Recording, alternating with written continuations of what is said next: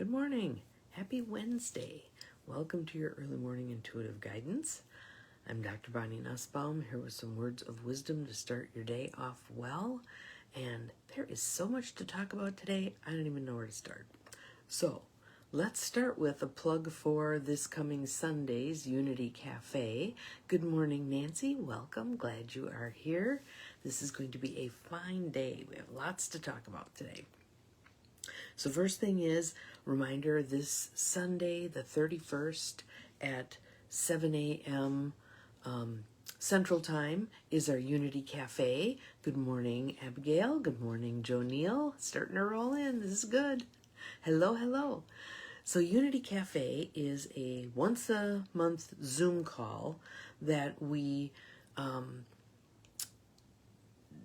talk about whatever is on anyone's mind.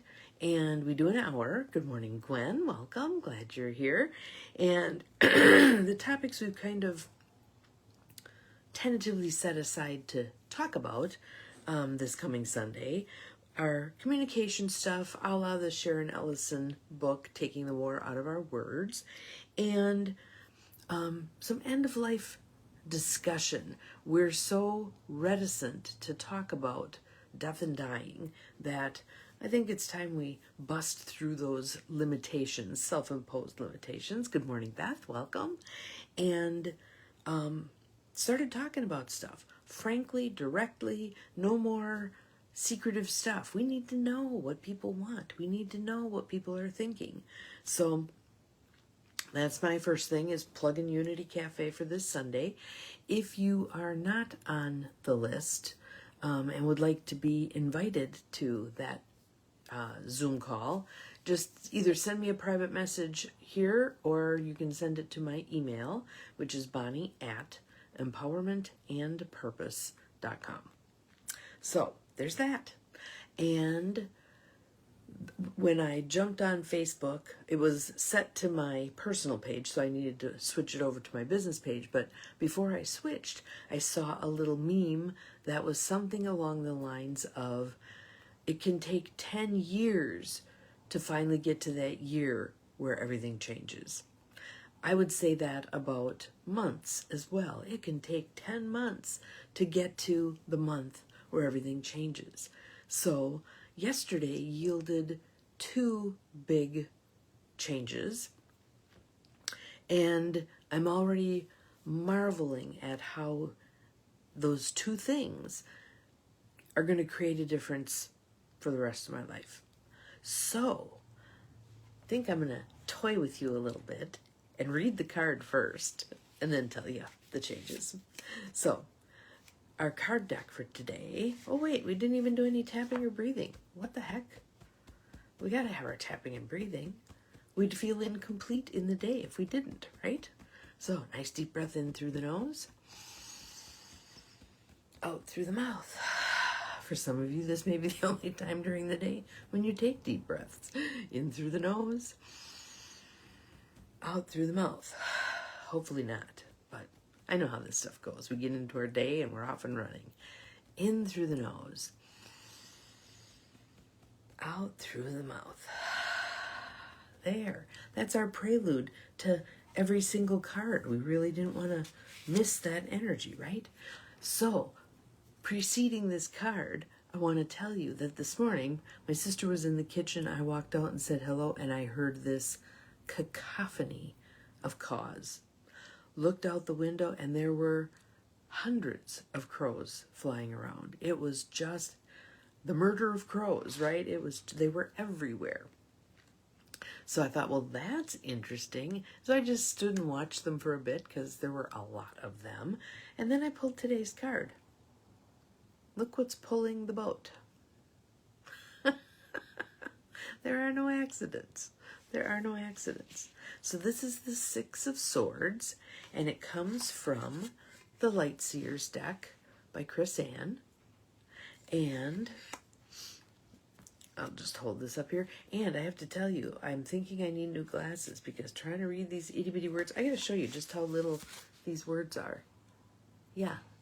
So you're going to see great squinting as I attempt to read this. So there's our card. 6 of Swords, Light Seers. Hitchcock birds.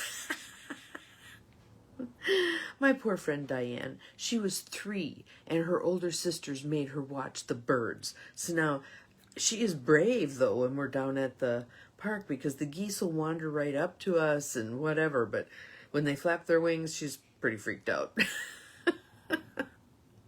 Yes, so there's the Hitchcock birds. 6 of Swords. Came out right side up, but I'll read the inverse also just because it's useful information.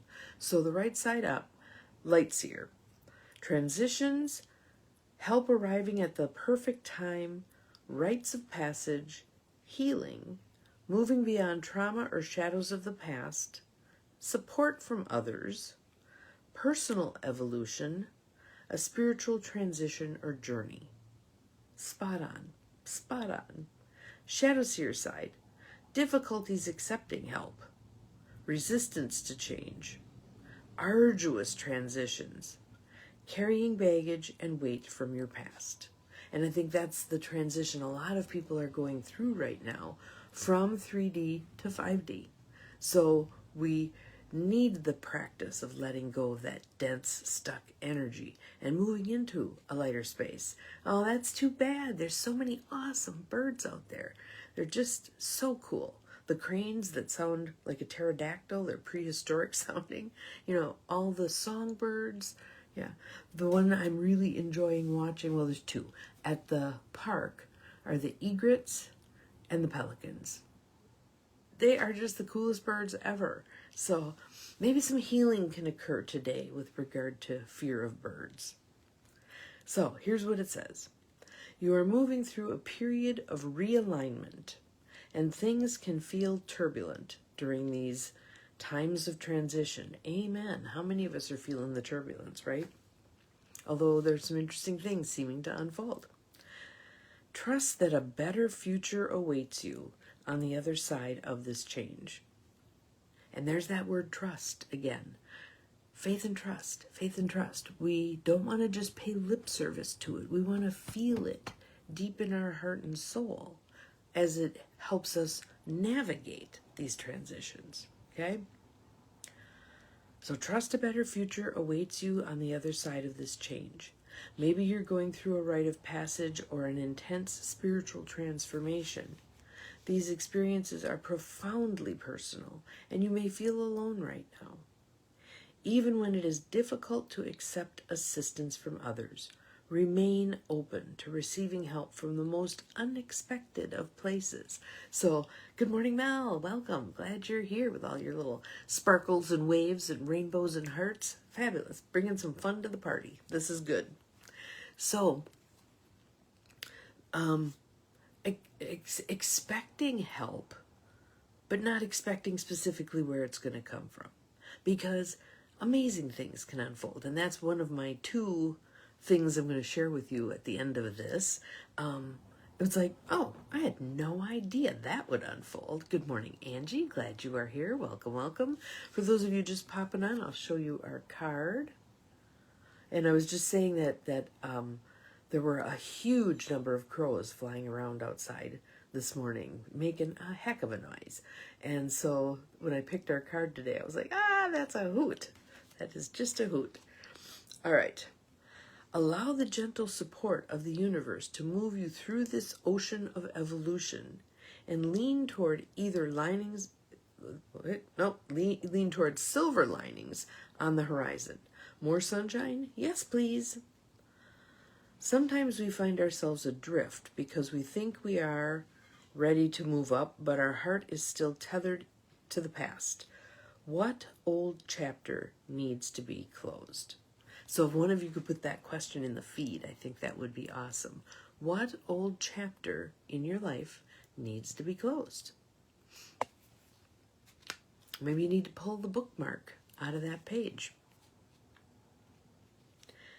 Chase guidance in the form of renewed hope and get ready to explore fresh beginnings on the opposite shore. And then the affirmation for today is, I accept help as I easily cross this transition. I accept help as I easily cross this transition. So if one of you would post the what old chapter in my life needs to be closed, that would be awesome.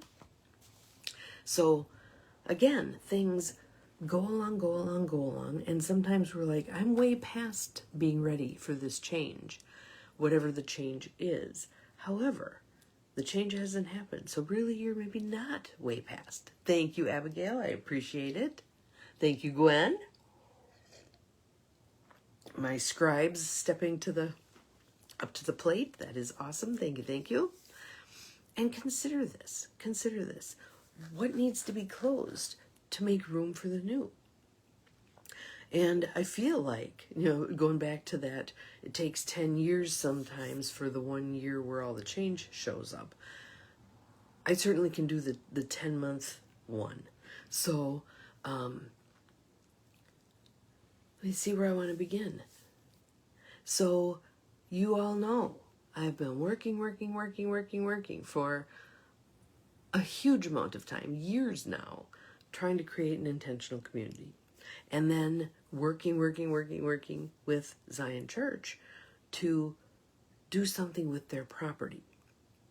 We're on our second round of requests for proposals, and we've got one, we may get another 2, we'll see. So it's not like we're getting flooded with, and again, part of that feels like a timing thing to me.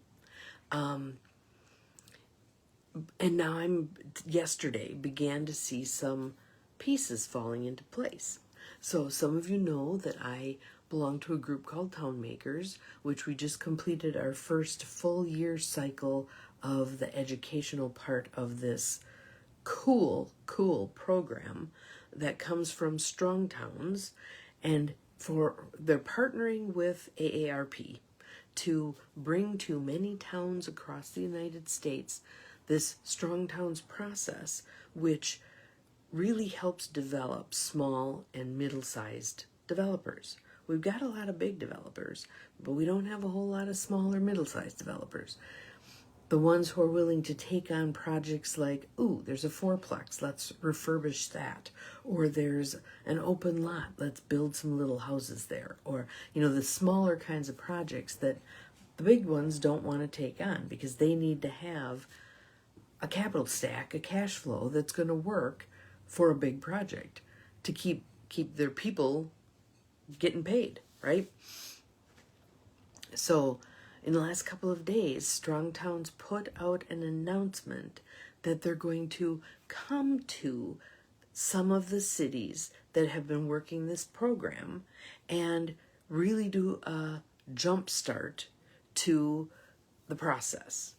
And one of the guys who's in my Strong Towns group, Brian, put out an email to me and to the woman who's overseeing our program. Hey, would we want to invite them to Appleton? And I'm like, heck yeah. So that could be, because what we're going to get with that is a huge influx of interest and awareness and all kinds of things, and probably some cash flow to make some of these projects more viable. So having them come, I think, would be fabulous. It also might dovetail time-wise with when WIDA, the Wisconsin version of federal funding for affordable housing, redoes their criteria again. They do it every 2 years, I guess. And so maybe that would align for the project at Zion Lutheran Church, time-wise, to again do a request for proposals and see who's willing to tackle a bigger project. We shall see. We'll see. So anyway, that was the one thing that came up that kind of modified a lot of, like, all of the work and effort that had been put in, maybe having a way to manifest. So that was cool. That was the first one. Second one is, I had lunch with my daughter and her partner, and I'm going to be a grandma. really frankly, I never thought that was going to happen, ever. My son and his partner do not want children. And so I always made a joke about I have a grand dog and a grand cat. Yeah, now I'm going to have a grandchild. I didn't cry at all yesterday. But, so I'm excited. So that'll be in March. And one of my thoughts was, gee, I wonder if it'll land on my mom's birthday. That'd be interesting. So, I know. You've gotten to play that game for 3 years already, Joni Hill. So, yeah, thank you. Really excited. It's going to be cool. So, I'm already sending her names because she said that she's having anxiety about names. I'm like, you're at 11 weeks. We don't need to worry yet. But I've been sending her names and kind of teasing her about some funny sort of names. Like, what do you think of Throckmorton for a boy? She didn't think too much of that one. So, yes, very exciting. So, again, in a moment, things can change. You may feel like you're churning on something, working really hard trying to effect change in your life, and then something comes out of nowhere, right? So keep the faith. There is a plan. The divine has its own timing, which, as we're standing here with our still kind of stuck in 3D view, we're going, what the heck? I've done all the things. What are we waiting for here? But it might not be quite yet divine right timing. Keep the faith. So, on that note, think about what in your life feels like you've been pouring time and attention into it and you're not seeing. Yes, absolutely so, for all involved. And again, turn it over. Just turn it over, let it go. Okay, I've done what I can do with this. I'm bringing it into the open space and allowing it to do whatever it needs to do there. I'm gonna breathe, have faith and trust, allow. So that's my news. Yes, I'm quite excited. We'll see how crazy and out of control we all get. So this child will have 6 grandparents. So there's going to be a whole lot of love and attention. And Derek is trying to convince Lauren that it's actually twins, which, who knows? But she's like freaked out about that idea. So we'll not comment on that until there's an ultrasound. We'll see. 23rd. So we'll see. So I hope you all have an awesome Wednesday. We'll see you again tomorrow.